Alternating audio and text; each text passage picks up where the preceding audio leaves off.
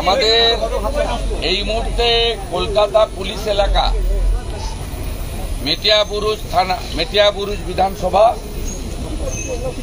মহেশতলা পৌর এলাকা, ওখানে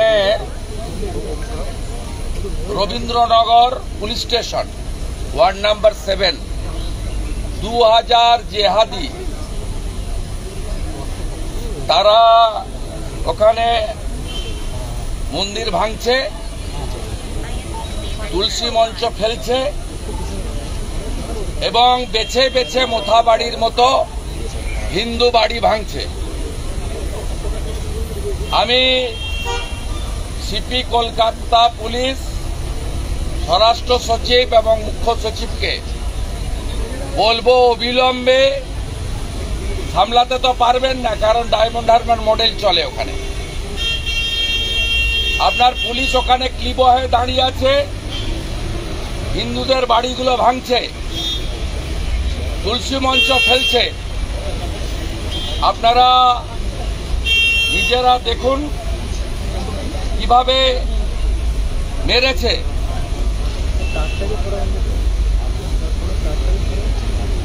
আমি সোশ্যাল মিডিয়াতেও দিচ্ছি এবং ধুলিয়ান শামশেরগঞ্জের যে অর্ডার আছে সেই অর্ডার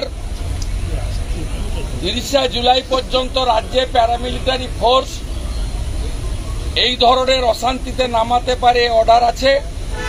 আমার লয়ার ডিজিপি এবং সিপিকে চিঠিও দিচ্ছে।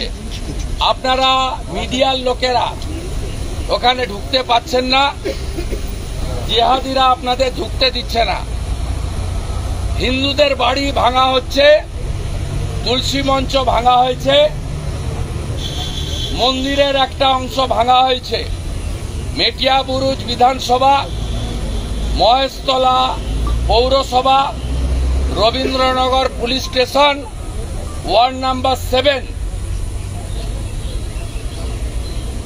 পচা গজা আর পেড়া খাইয়ে হিন্দু নিধন প্রত্যেক দিন পশ্চিমবাংলার কোথাও না কোথাও, এখান থেকে 10 কিলোমিটার দূরে হিন্দু বাড়ি ভাঙছেন। এই জন্যই সরকারকে মুসলিম লীগের সরকার বলা হয়। আমি 1 ঘন্টা টাইম নিলাম মনোজ বার্মাকে, একটা দালাল, বন্ধ না করলে সব এমএলএ নিয়ে যাচ্ছে ওখানে। 1 ঘন্টা টাইম দিয়ে গেলাম।